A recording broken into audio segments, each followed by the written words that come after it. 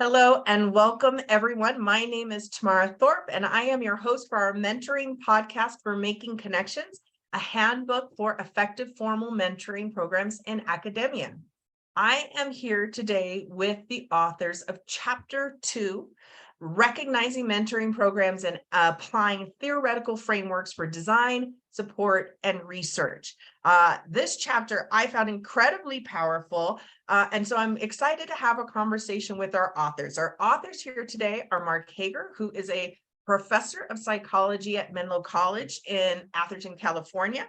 He's earned his graduate degrees from Harvard University and the University of Michigan. And actually his research and consulting focus on social psychological influences in training development, particularly on the role of mentoring and developmental relationships in education and training settings, is really what I think really informed his contribution. He's consulted on early career professional socialization with the U.S. Department of Veterans Affairs for many years and co-authored the first editions of the widely used University of Michigan Handbook on Mentoring in Graduate Education. And Dr. Hager frequently speaks at national and international venues, including the U.S. Department of Veterans Affairs, the University of New Mexico Mentoring Institute, and the American Educational Research Association, the International Congress of Psychology, and the UK Council for Graduate Education. He is joined by his co-author, Kim Hales, who is an English faculty lecturer at Utah State University at the Roosevelt, Utah campus.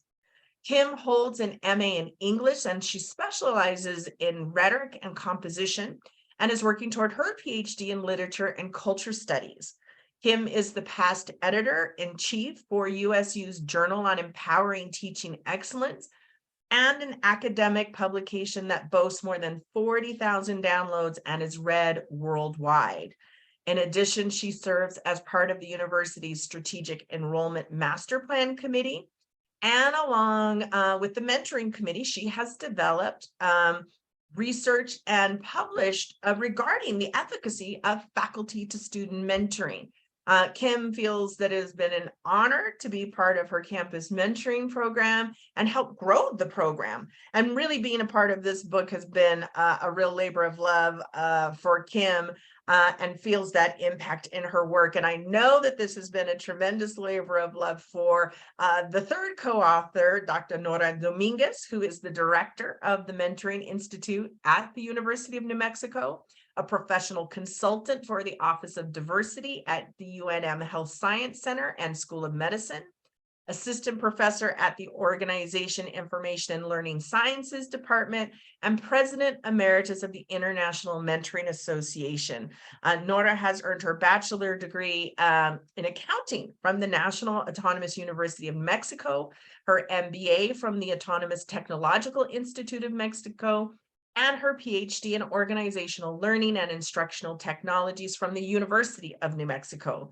Nora has more than 25 years of experience developing and implementing financial and organizational learning strategies, holding educational management positions in banking and higher education institutions, and providing consulting and program education services both in the United States and Mexico. So please, thank you so much all for being here. Welcome. Thank you.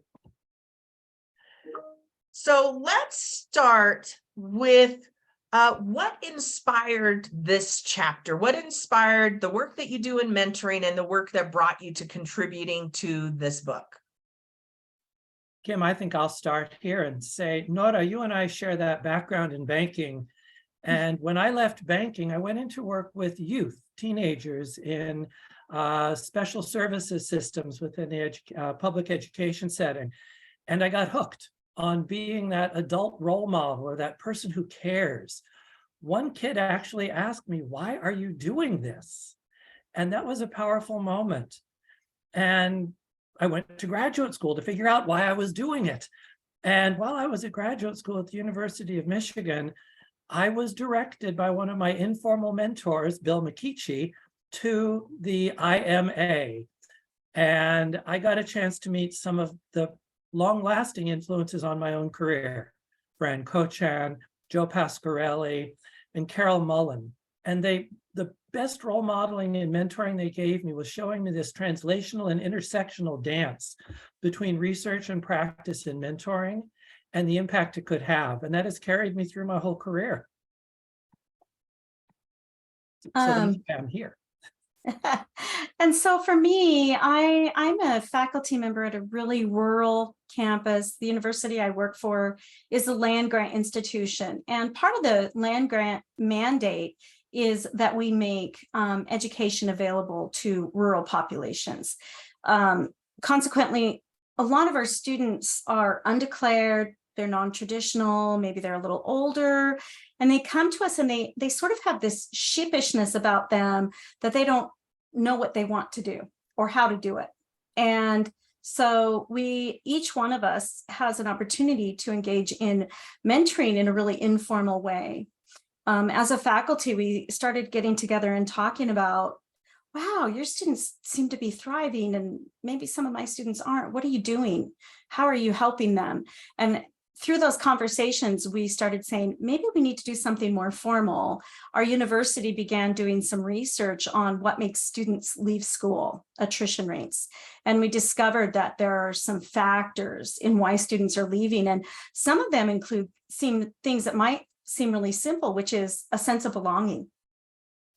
Students leave school because they don't feel like they belong there. That's pretty powerful and so easy to address. So we started doing some literature review studies to see what everyone else was doing and what kind of frameworks were being used and what kind of data was available. And we discovered that programs, there's a lot of diversity in programs.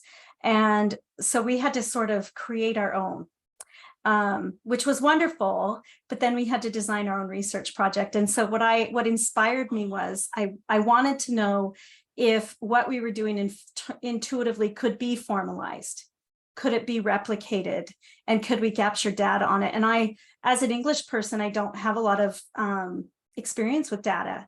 So I was really grateful myself to receive mentoring and to be able to participate and watch this formalized program really gain some traction at our own little campus, and then to gain collaboration in the mentoring community and realize there are other people that are doing this and to be informed by what they were doing. And so I get really excited about this part of it because it is inspirational when you see the impact it can have for students.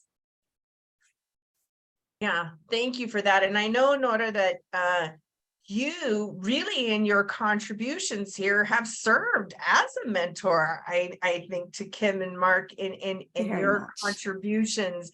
And I'm wondering, as we're thinking about this chapter, this being the second chapter and providing theoretical frameworks, if you can all kind of share, because I know as I was reading it, I just became so thoughtful, so mindful, thinking about all the mentoring programs I've been a part of, the ones that I will be a part of moving forward, and thinking about what are things that I haven't thought about.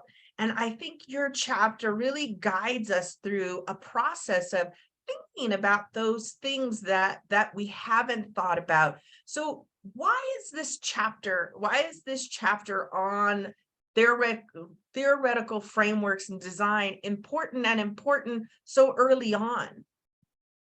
Mark, I think that's something that you and Nora could speak to, and then I would be happy to add a few comments after you both. I feel like this is where they live and breathe. Well, I can give it a start unless you have something brilliant to add first, Nora. No, go ahead. Okay. Actually, I'll start, and then Tamara, I would like to invite you to put up our slide. I have two pieces that I think this chapter, I love how you framed it, things to think about, because this chapter does provide that. And what we do is in our chapter, we provide a continuous implementation cycle model that starts with people being prompted or challenged or invited to respond to some very powerful reflective questions. And those reflective questions reflect purpose, participation, context, processes involved in the program, timeframes. within which to operate or within which our programs exist. And that leads us to this ability to identify key and important variables that will both be influential and those we wish to influence. And that moves us then into this next piece of, so now here's the meat, I think, perhaps of the chapter, all the different theories that we examined. And again, I tip my hat to Nora for her very deep research in the theoretical frameworks that we were able to incorporate. And one of the takeaways in this moment to learn is no single model needs to be the one you embrace. Embracing one that is built on your reflective responses and the variables you identify leads you to be able to claim one theory or become a bricoleur and craft multiple together to a very organic, localized model. And that, as you can see, flows then into one of the big takeaways for practitioners is the dance between theory and practice and research, which you'll see in the next two pieces, because we need theory-informed work. We have colleagues who for years have challenged us in the social sciences to craft these theoretical frameworks that are uniquely ours as much as borrowed from other fields. So that is this theoretical space you'll see, and we hearken to a number of very key developmental theories as well as organizational science. And then when we get into this integration, what does it look like? And we give practical guidance on that within the chapter. Here's a theory, here's how it can look like in practice. And we examined different ways to incorporate our recommendations and really to make them uniquely theoretically based. But you can't do it all without understanding what comes of it, these outcomes. So connecting theory to research, in fact, that was a theme in one of the more recent mentoring institutes, was this science-informed mentoring, and it is a strong theme throughout programming. And we now are able to invite practitioners into the conversation of research. When I teach about research design or when I consult on it, I talk about it as a conversation. And sometimes practitioners feel they are not equipped. What I hope our chapter does is provide them a theoretical language, but does not immerse them so deeply that they lose the special voice, the unique voice that is a researcher informing a research-informed practice. So that's what I would say my goal is. And then as you'll see, it comes back to the questions, because now the questions are newly constituted. Your questions are new, even though they're the same words. Kim? So to go off of what Mark is saying, one of the things that we have found is that many programs start very informally and intuitively. And then when they want to do something more formalized, they get in the weeds or get a little lost. And what we wanted to offer with this program, with this chapter, is that when campuses start to look to formalize their mentoring, that they would have some sort of a template to follow that would allow for them to assess the variable needs of their campus, their student population, and to look at a variety of frameworks that we've offered in the chapter. And we've even given examples of what that might look like as a way to begin designing their program. We also make some suggestions for, like Mark said, for combining different frameworks to customize a program that would best suit the needs of their campus. And one of the most important takeaways, I think, is that program directors and even mentors that are looking at this chapter are able to realize is that it's important to evaluate and reflect, and don't be afraid to make adjustments to their program as they go along, because it certainly isn't one size fits all. And so what we've tried to do is offer this implementation cycle, and we really were excited about the word continuous. Once a program is up and running, it's really important to continue to engage in this cycle on a regular basis. I just would like to add, Kim and Mark, thank you so much for that very thorough answer. You covered almost everything. But I just want to go back to the basics a little bit. Why do we care about the theoretical framework? Why is this really important when we are designing? And I do believe that the contribution of this chapter is just to provide with a critical thinking framework for practitioners to discover what are my beliefs, what it is what I believe that I am doing, and what are those theoretical frameworks that can inform the design based on those beliefs and those values. And it goes again into the context, into the culture, into the population that we want to serve.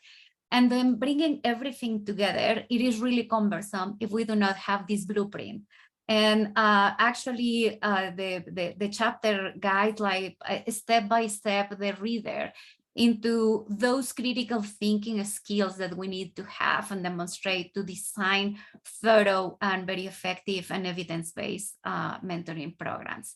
I do believe that it is a beautiful chapter in guiding us and to reflecting also into the mentoring skills that we need to develop for ourselves, that self-reflection, that critical thinking, that questioning on the why, the when, the what, the how, and what it is the purpose. So that critical thinking gets embedded not only in identifying the theoretical frameworks, but in every step of designing the mentoring program further into the practice. Mm-hmm. Thank you for that. I think one of the things that I noted as I was reading it was exactly what you just shared, Nora, was taking time to reflect and think critically, and how well that informs all the other steps. I know that you all did such a great job in the chapter of really tying the beginning to the end, and how important it is to have a thoughtful beginning in order to have not only the outcomes you want, but what you've already spoken to is the sustainability of a program. And it could be so helpful, I think, Kim, as you mentioned, as somebody who's not deeply rooted in mentoring scholarship, but wanting to put together a mentoring program. These theoretical frameworks are so helpful in guiding us to think about the kind of learning experiences we want to create for folks, with some frameworks that we may not be familiar with, but certainly are quite accessible, right? And in our terms of understanding those frameworks. So as I was going through these and thinking about what the chapter is offering for folks, and Nora, you mentioned those whys, the why, the who, the where, the what, the how, the when, those W's, along with really robust set of information about theoretical frameworks. How does this work really inform ultimately great mentoring? I get really excited about this part because this is the part that speaks to my soul. This is the reason that I got involved in this work. You know, this chapter focuses on the concept of what makes great mentoring. How does it happen? It's not a magic trick. There's scholarship that informs it. And by using that, the mentors and the mentees and the program directors can rely on that. And those goals that we have for our programs, for our students, they create optimal success. I guess for me, the bottom line is we don't have to find our way in the dark. Other people have laid the groundwork for us. And what makes a great mentoring relationship is that you have a solid program that you can rely on as a mentor. I can speak from this as a person who does mentoring. I'm so grateful for the previous scholarship that I had to rely on, because I was like, am I doing this right? I don't know. I've never received formal mentoring. I've received informal mentoring. So what makes those different? And so being able to have work like this and be able to study it, that for me is what makes a great mentoring relationship, is because the mentor and the mentee have common goals. Everybody can be on the same page, and then they can drive it forward by customizing it for what the student needs, instead of having to figure out that foundational concept. Mm-hmm. I would echo, thank you, Kim. I remember chatting with you about this question before. And this question prompted me to think also about some of the other notes you shared with us, Tamara. And I am reminded of Stacey Blake Beard many years ago saying that mentoring was fervor without infrastructure. And that little phrase has stuck with me for almost 20 years now. And what I think it speaks for me then about great relationships and what this chapter then contributes is a way to look systemically at mentoring.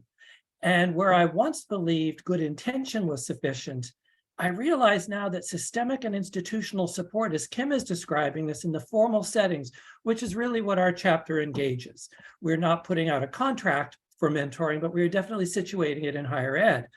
And these connect, I was taking notes to things Kim and Nora said, a template to apply, but not prescriptive. What are my beliefs and about what I am doing? And then Nora mentioned several pieces that go back into our 6 big reflective questions. Why are we doing this? What is our purpose? Who is participating? Not just mentors and mentees, but systemically, who will become parts of the greater network if we take a developmental networks theory approach or a more social network theory? What is the context systemically? Kim mentioned land-grant institutions.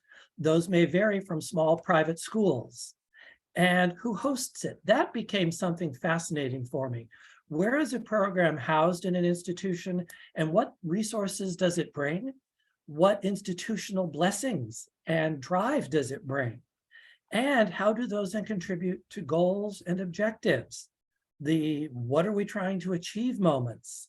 And these reflective questions have become a tool for me in many ways. How are we going to do this? And what are, and again, the chapter provides some nice examples, but they're not the limit.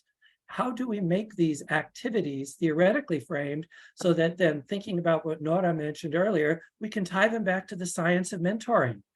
And that greater systemic involvement for me has become what I think in these systems approaches is really crucial for professional, social, and the psychological support across the participant network. Certainly. And if I can just build upon a little bit on what you have said, I do believe that we create formal mentoring programs to offer opportunities to the people that do not naturally have those opportunities. Mm-hmm. So if we see the success of informal mentoring relationships, it happens because people are just prone to ask for help, and they have and find the help that they need. That doesn't happen for everyone. Mm-hmm. And therefore, if we engage in mentoring programs, that greater purpose of serving and opening the doors for someone that doesn't have naturally those opportunities, and bringing those characteristics that make an informal mentoring relationship very successful by creating the proximity that it is needed for mentoring relationships to happen, by bringing the matching process and how the theoretical frameworks inform how do we match people, and how do we do these other processes of training and evaluating the mentoring relationships and their quality, bringing just that common interest to the table. And then the affinity that it is needed for great mentoring relationships to succeed. There are so many different theoretical frameworks that already explain those phenomena, and how do we can put elements in our programs from those theories that can enhance what we really want to achieve. If we want to increase socialization, are we actually planning for those activities and those processes to be embedded in the design of the program and in the practice and in the implementation of the program? And then by clarifying those frameworks and bringing those definitions to life, then evaluation flows naturally, because we already know what we want to accomplish. And that clarity on what we want to accomplish leads to the development of very good evaluation tools that can just give us the information in a formative and in a summative evaluation with the metrics that are actually, and the instruments that are actually measuring what we're intending to measure. So we are just informally training future researchers into our program directors so that they can just start talking about the same language that they bring the practice, the language, and we want them to start using also the theory and the theoretical frameworks language into their design. So you've just slightly blown my mind, and I don't want to miss what you've just shared, because I think what you just shared is so important on several levels. So first, Kim, is something you said that many of us have experience with informal mentoring, and many of us don't, but often we may think because we have experience with informal mentoring that somehow we can extrapolate that experience into building a formal mentoring program. And that's not really the case. And as you said, I think there are so many program coordinators who have tried to get programs off the ground and haven't succeeded, or they managed to get something done, but it wasn't sustainable. And so really the value of this framework is so critical, so that people aren't reinventing the wheel and they have a blueprint, as you all have said. But most importantly, Nora, this is the piece you said that made is when we're creating formal mentoring programs, and I think this is true not only for higher ed, but in the private sector, it is often for people, communities, and demographics of people who have not had access to informal mentors, or do not currently in their situation have access to informal mentors. And so knowing that we are trying to reach a population that is underrepresented or underserved, or may not have the skills, network, resources to just go grab all the informal mentors, doing that in a way where we are clear on purpose and framework and ensuring we're building sustainability is more important than anything. I mean, it's like, you know things, and then you read the book, and then you talk to people and you're like, oh no, I didn't really know, but now I really know. So thank you for that, because I think this speaks to the outcomes, and I want to give you each an opportunity to speak to the outcomes, because knowing that we're trying to reach populations where this can have an especially profound impact, can you help us tie together why this early critical thinking, utilizing these frameworks for our desired outcomes, is so important, and what are the outcomes that it yields when we are being so thoughtful and intentional? I'm happy to jump in if Nora and Mark don't feel inspired yet. I know they both have answers for this, but I have to say one of my biggest goals when I agreed to be part of this book was that we would create something in the book that program directors could replicate, that it would give them something that they could say, okay, here's some information that I can actually use right now I can start using this today. And in my little statewide campus started by formalizing a program, and then it was so successful, and we have really good institutional support, that they invited us to share it with other statewide campuses at Utah State University. So we started with one campus, and now I think we're at 9. And I get a little bit tenderhearted when I talk about this, because as Nora said, some students know how to access informal mentoring. Some students, it's not available to them, or they don't know how to access it. And a particular student that I just heard from about 2 weeks ago was able to come to our campus and engage in some informal mentoring with me. And then when we formalized the program, I said, hey, let's get you matched with someone. And we talked about his goals, his academic goals and his background, and we got him matched, and he had a great mentoring experience at our little campus. And then he decided to move to one of our other statewide campuses because they had some classes that he wanted to take. So we gently took his mentoring file and transferred it to them. And since they already had the program, he was handed off to something that was familiar, and he had a mentoring relationship at this other campus, and we were all able to collaborate with his former mentor, with our program, with their program, with his current mentor. And he reached out to me 2 weeks ago, and he really feels strongly that because he was able to work with people within our system, he just was recently accepted to vet school on his very first application round. And he comes from a very large rural family. He's first generation. He's an underserved population. And so this is the equivalent of, winning a gold medal at the Olympics in his world. And he's very excited. And for me, I just got very tenderhearted because I saw the success of the program. This student probably would have figured it out anyway. But what we did as a program is we were able to help remove barriers. We were able to enhance his experience so he could focus on his goals instead of all the other things that we were all working behind the scenes to lift him up and help him along. And I have a mentor here on my campus that says we take our students and we hold their hands. Our job is to hold their hands. And that's what we did. And the student was able to recognize that and to acknowledge that to our program. And it was just wonderful to see that individual. We can talk about things on a grander programmatic level, but when you see it working for an individual who may or may not have been successful without us, it's just very exciting. Makes it, that's the drug that keeps us going. Mhm. Thank you, Kim. When you shared that with me before, I thought, how do I match that? And I realized I'm not going to try. But I would like, though, you just landed on a piece that I think for me has been really powerful in this writing process. And that is the positive impact of this actual chapter. I used to lead a mentoring program at Menlo College, and I recently transitioned out of that role, and it was taken in another area. And as we finalized the draft, I used our chapter to walk the new director, who is a newbie. He said he's enthusiastic, but what do I do?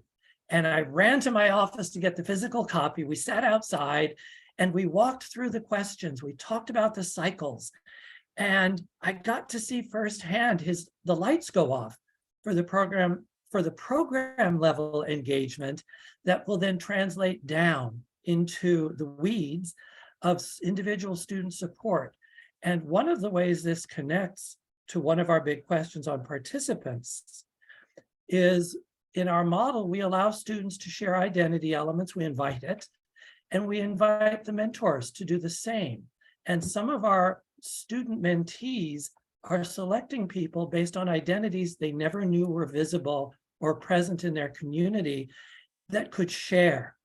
And when a student goes very personally into saying, I'd like so-and-so because of this element of their bio, it's a powerful matching moment that is on multiple levels, not a formal forced match. These two people are saying, this matters to us.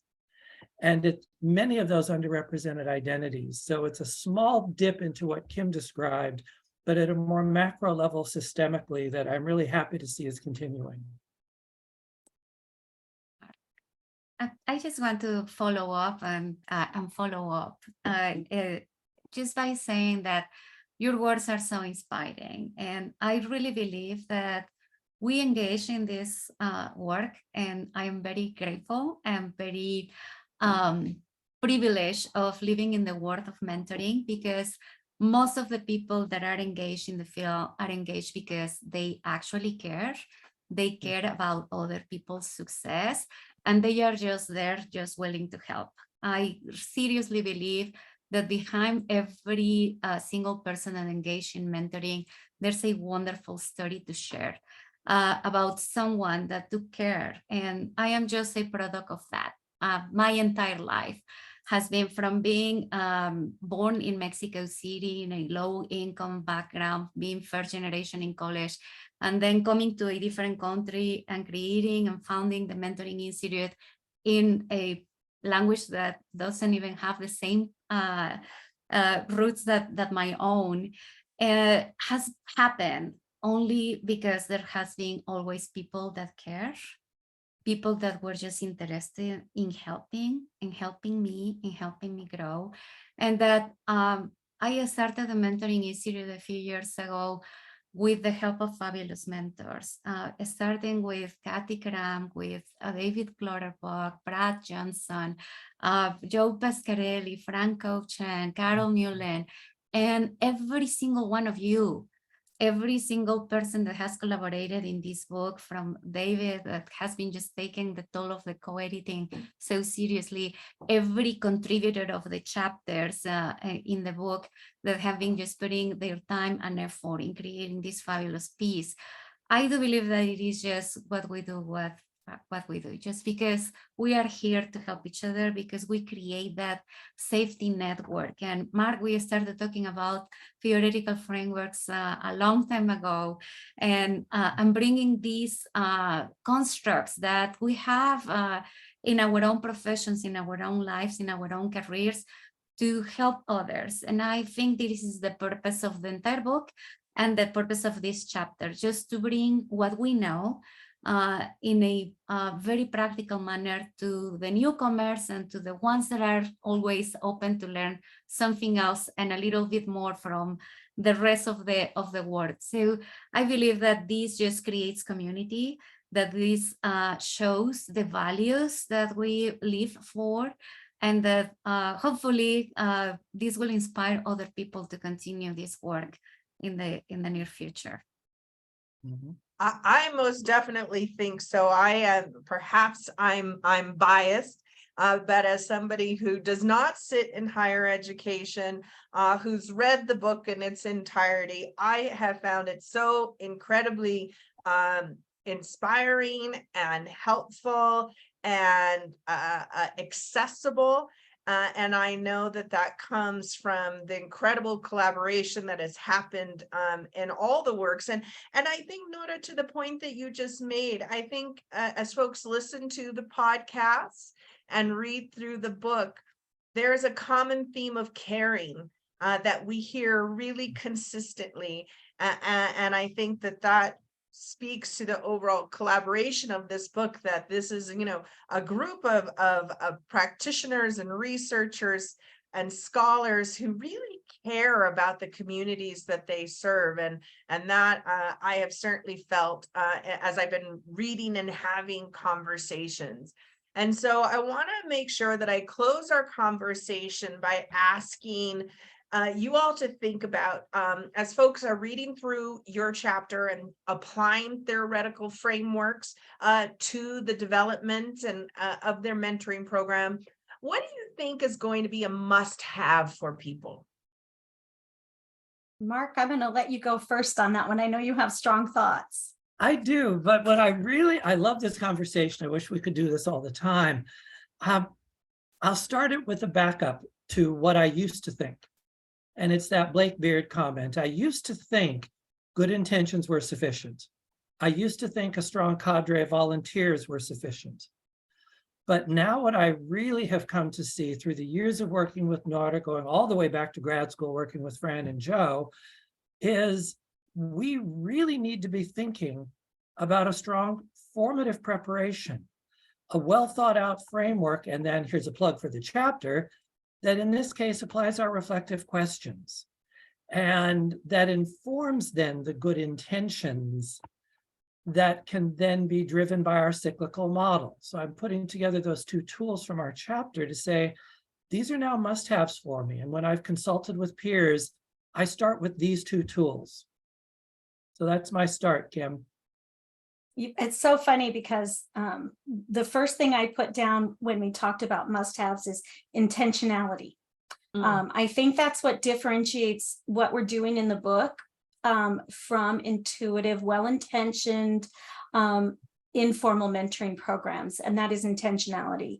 And for some programs, then the must-haves are going to look different based on the individual identity of the program. And I think that's what we really emphasize in our chapter is in order to determine what your must-haves are, you have to do the work of identifying your program, identifying your framework. And then from there, as you're designing your program, you have to decide, is your must-have institutional support? Is your must-have faculty buy-in? Is your must-have one framework that's going to work for you? Or is your must-have a combination of frameworks and some time to practice and reassess and reorganize? That depends. It's always going to depend. But the one thing that never changes is intentionality. Every program, every formal program, whether that's in higher ed or in other areas, I feel like the one thing that defines the success of a program is that the people that are in charge of it are intentional and mindful going in. Mhm. I do believe that for me, the must have is that critical thinking skill that can let me to reflect on what are the needs of the participants, what are the resources that we have in the environment, what are the problems that we want to solve, and clarify that information, match it with understanding what others have done and that they have done it successfully, so that I don't have to walk the road all over again, but that I can start at a higher level. And thinking in actually matching what we have and taking in consideration the constraints in the context and in the environment to move forward and pass the barriers, and being creative and innovative. And again, critically thinking and developing those skills to ask for help. Even as program designers, as program directors, there's always someone that is willing to help. Mhm. Thank you for that. So what is something, because I imagine our audience, we have program coordinators, directors listening, and they want everything. We can't always have everything. So what's a nice to have? Mm. I'm going to say it's really nice to have money and a budget for the program, because again, we need to start a program with the long term in mind. So what are we going to do in not just in this year, but in 3 years, and then in 10 years, and just how we will just sustain in the future. So it's really nice to have the institutional support and the resources, not only in terms of money. I just put it like at the beginning there, because there's the need for some money and for some resources and personnel. We cannot rely only on volunteers. It is too onerous, and we cannot sustain a program with just volunteers. There has to be some commitment, and really nice to have not only the commitment of the program managers and the participants, the mentors that dedicate their time and effort, the mentees that are just there always, and if we have peer mentoring, willing to help each other, but that there's also a commitment from the organization, that the organization always comes and puts a little bit of support to these mentoring initiatives. Absolutely. I would also say, from my own personal experience, what's something that's really nice to have is role statement embedding. I don't know the right word, but it's very nice if mentorship can be embedded in faculty role statements. That is a barrier for some faculty. They wear a lot of hats. I think Mark can speak to that. As faculty, we're trying to do a lot of things, both formally and informally.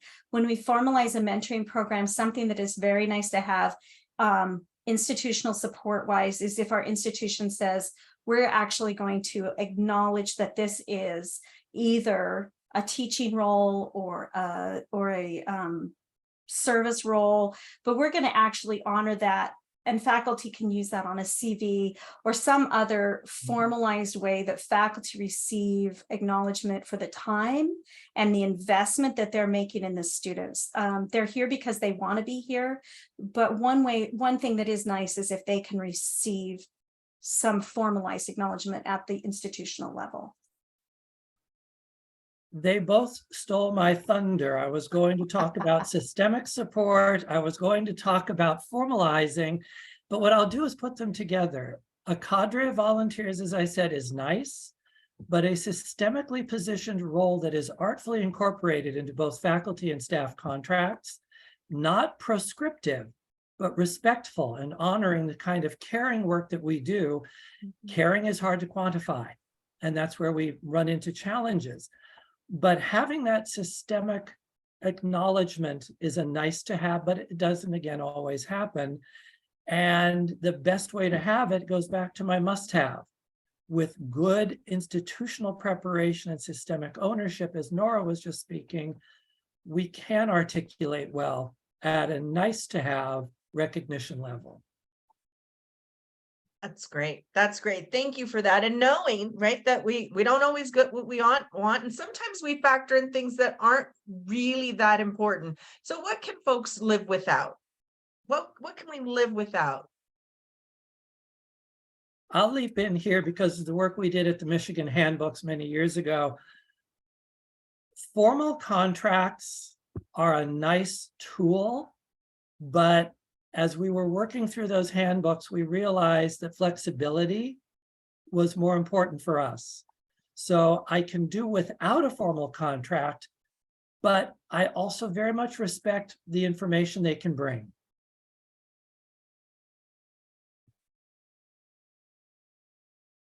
Kim, Nora? I don't know how to put it, because something that I could live without, but it's not part of our program design, is I could live without the barriers of communication. Our students are so busy and our faculty are so busy and their emails are flooded. And so sometimes there's a barrier to getting them to connect with their mentors for the first time. I could live without that middle space where it's a really good idea. That space between idea and implementation, I could live without that. That's like if that would be on my Christmas list. If that space didn't have to exist, I would be so happy. So Great. That's great. I'm speechless. I don't know what I can live without. Honestly, I wants it I all. don't know. Something that I would like not to have, though, is competition. I believe that we can, in organizations, thrive when we think in terms of collaboration rather than competition. So if I could just eliminate something, is that idea that we are just competing to each other, but that we can just leverage resources and we can achieve greater outcomes if we collaborate to each other. Yeah. Oh, well, thank you for that, Nora. I think this book and its creation has modeled in an exemplary way of what collaboration looks like and what is possible when people collaborate and don't compete. So I want to thank the three of you for your time today. I want to thank you for your contribution to the book. And of course, thank you for the larger work that you are doing in your institutions and in your community, because we know that mentoring matters and it makes a difference. So thank you all so much. thank you for having us, Tamara. This was really fun. This was. All right. Thank you, everyone, for listening and watching today, and we will see you in our next episode.